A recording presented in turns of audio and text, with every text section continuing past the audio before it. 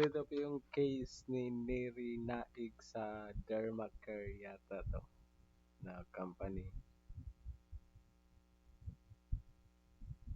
Binabanggit namin kanina nakahalintulad ito din nung kaso, nung nangyari dun sa isa pang aktor na si Ricardo Cepeda na syndicated estafa din po ang sinampa sa kanya. Malaman po natin, ano po ba ang nakasaad sa batas? Ano po ba ang hahanapin namin kung sakasakaling kami po ay lapitan para mamuhunan? Ano po ang dapat na hanapin namin para masigurado po na ang magagawa namin hakbang para masiguro na yung pera po namin inilalagap po namin sa lehitimo na paglalagakan ng investment. Sir Philbert. So ito yung paliwanag ng tagapagsalita ng SIC or ano ba siya, director o tignan natin. Ay, ganito po yan. Ang itinuturo namin po yung tinatawag na Howey test. Para malaman, Howey. Ano po yan? Tao. So Director Securities and Exchange Commission, si Philbert Catalino Flores III. Po yan na dinimanda sa US. US case po siya na inadapt natin dito sa Pilipinas. So, Howey test. Ano po yun? Una, may investment of money. So, bakit ko sinasabi investment of money? Yung iba sinasabi investment yan, diretso. Okay lang yun. At least alam mo kaagad. Pero yung iba sabi, hindi, donasyon yan. Hindi, utang yan. Membership fee yan. Or hindi, co-ownership yan. Hindi, co-franchise yan. Yung ganon. Partnership yan. So, basta may investment of money, kahit anong title niyan, basta nagbigay ka ng pera, that's one.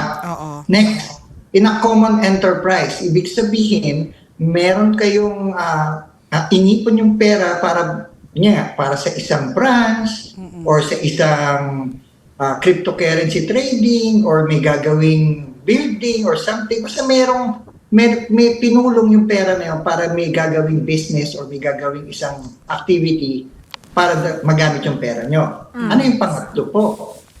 With expectation of profit. Ibig sabihin, may pinangako sa inyo ng pera, monthly, yung iba pa nga, daily po. Meron iba, itong sa case na maingay ngayon, quarterly po siya, 12.6. Laki, no? O yung ano. So, I mean, pag nakita nyo, wow, malaki. So, yun po. Basta may ganon. Ibig sabihin, may inaasahan ka at a given fixed time. Yun po yan. Ano yung panghuli at yung pinaka-importante? Primarily through the efforts of others. Ibig sabihin po, wala ka nang gagawin po ka lang. Pagbigay ka ng pera. Pretty ka lang. Passive income. Oo. Diba? Sa lahat ng tao, pagka ganun po ang sinabi, ay wow, sarap. Bibigay lang ang pera. Kasi kikita akong monthly. Medyo magandang pang-inganyo po talaga. O pagka nakuha niyo na po yun, natanong ko na yung apat na yun, nakita niyo na yun na yun. Ito ang next tanong. Yung bang company na yan, registered, may secondary license sa SEC. That's the first license na ano. Kasi ang laging pinakikita po sa atin, yung primary license, yung registration nila sa SEC or sa... So, pagka nagbenta ka pala ng share or whatever sa company, like mag-inganyo ka ng mga investor, kailangan mo pala ng secondary license sa SEC. DTI or kung saan.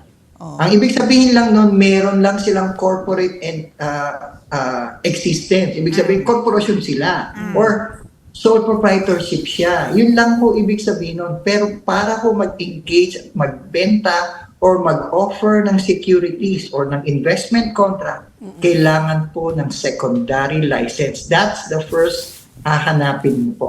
Secondary license. Okay. Ayan, maliwanag yung sabi ni Director Philbert. Pag may nag-offer sa inyo ng mag-invest dito or mag-invest ka dito sa company ko, kailangan ng secondary license kasi yan ang batayan na legit daw yung investment mo. Yun po yung permit po allowing a certain entity or person, or usually entity ho kami, to ensure that allowed siya to sell and offer securities. Yun po yung una. Ano Bakit pong mahalaga po pangalawa? yun? I'll interrupt you right there muna, Sir Philbert. Bakit mahalaga yung secondary license? Kung sakasakali bang di ba, linoko ako nung may secondary license na yon. May The fact habol. na meron siyang secondary license, may habol ako. Kaya po ba mahalaga yung secondary license? Yes, ma'am. At least alam mo, legal yung ginagawa niyang pagbebenta. May hahabulin tayong tao. Okay. May hahabulin tayong Okay. entity. Okay. Yun po yun. Ano yung pangalawa? Registered po yung securities. Sinabi ko, may secondary license yung kumpanya itself. Oo. Next po, yung binebentang produkto, yung binebenta nilang securities or investment contract, registered po yun. Ano po yung simpleng bagay doon? Ma'am, di ba pag nag-invest kayo sa kumpanya, bumili kayo ng shares of stocks, ang binibigay sa inyo, kapirasong papel. Yes. Stock Which certificate. is stock certificate, di po ba? O kaya bibigyan ka ng kapirasong papel ng investment contract or whatever, proof ng may utang, etc. etc. Ang SEC po, ba't pinare-register po yung securities niya? Because we want to make sure that this piece of paper has value. Meron siyang, kasi ang kapalit po nitong kapirasong papel na to ay pera nyo na pinaghirapan. Oo. So kami po, nire-register po yan kasi lahat po ng requirement, inaalam namin yung business plan niyan, inaalam namin kung saan nyo padalhin yung pera, pagka naipon nyo na, inaalam namin yung capability nyo, inaalam namin qualifications ng mga tao nung magkagawa ng business to kung talagang mga credible people to, pati yung business. So bukod sa pag-register sa secondary license, pagbibenta ng security or shares, kailangan pala yung mismong produkto i-register din sa SEC. Dami pang requirements ito. Ang inaano po kasi namin doon, mama, ang ginagaranti namin noon na yung tao, yung business plan niya, mukhang viable at mukhang legal siya at maayos. Pero hindi namin ginagaranti na napapatok po yung business Nakikita nila. kayo. Oo. Hindi namin inaano po yun. Kaya yun po yun. Okay. So yun po yung second. I-register nyo po yung securities. What's the third? Yung mismong magbebenta ng securities, registered din po sa amin yun. Yung So ayan, pang-apat na yan, dapat pag ikaw mismo, person, nagbibinta, kailangan registered ka rin. So, parang broker. yung salesman, yung mga taong na nag-o-offer sa inyo ng securities. Yung nagikayat sa'yo. Yung Yes, sales ma'am. team. Registered din po yan sa amin. Section 28 po yan. Ano So, tawag sa sa kanila? amin po- Sales team? Ma'am, broker, kasi sa station, broker, associate person, yan po yung salesman, yun po yun, ma'am. Yan po yung term nila. Pero basically, siya yung nag-offer. Kumbaga, pinakamadaling salita lang doon, siya yung nag-offer sa'yo, saka siya nagbebenta sa'yo ng security. So nakita nyo, ma'am, yung Howey test, 4, tas 3 kailangan permits. And how do we find this out? Kung kompleto nga dyan sa requisitos na yan. Okay, ang SEC po may SEC app po kami na available sa App Store. Makikita nyo na doon lahat ng nakarehistro at kung ano po yung kung may secondary license sila, nakalagay po doon. Pero we always suggest po na you look beyond also, mag-email din po kayo sa amin sa EPD, which is Echo Papa Delta at sec.gov.ph to verify further. Okay. Bakit po? Kasi some scammers are even using legitimate companies. May ganun po. May mga gumagamit na kilala na kumpanya po na yung iba ay nakalagay. Kunyari lang po GMA 7 nakalagay.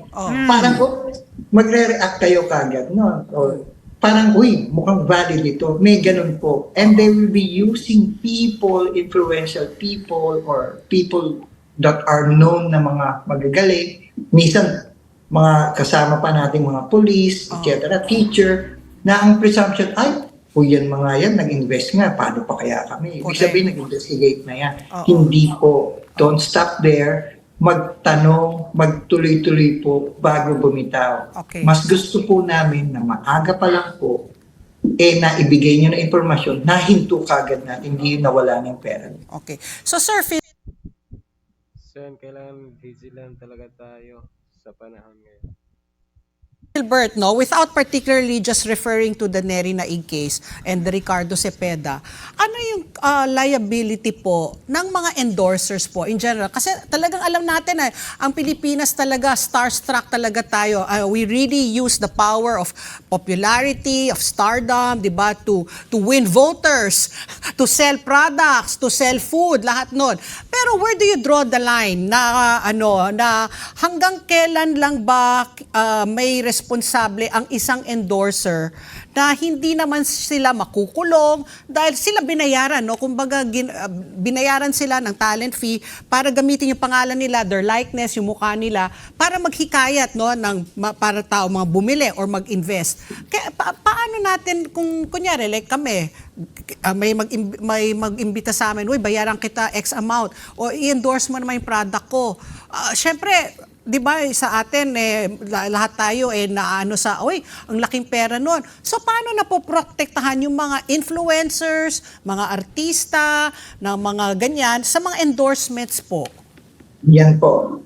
Unahin natin ano yung liability nila. Ang liability po nila, yung Section 28 na binabanggit ko po kanina.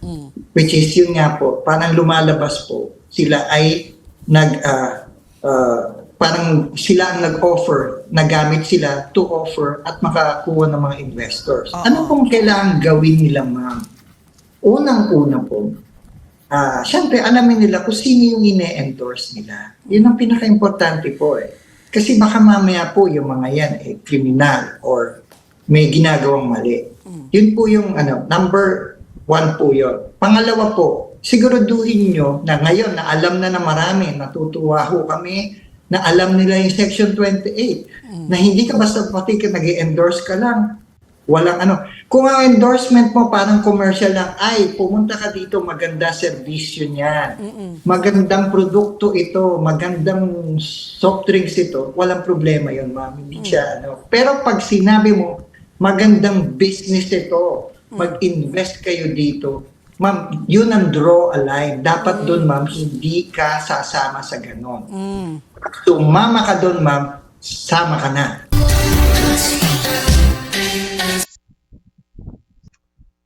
Kung sabihin mo lang na may magandang produkto to, pero pag sinabi na mag-invest ka dito dahil magandang business to, so may parang inaalok mo siya mag-invest, yun sasama sila sa kaso.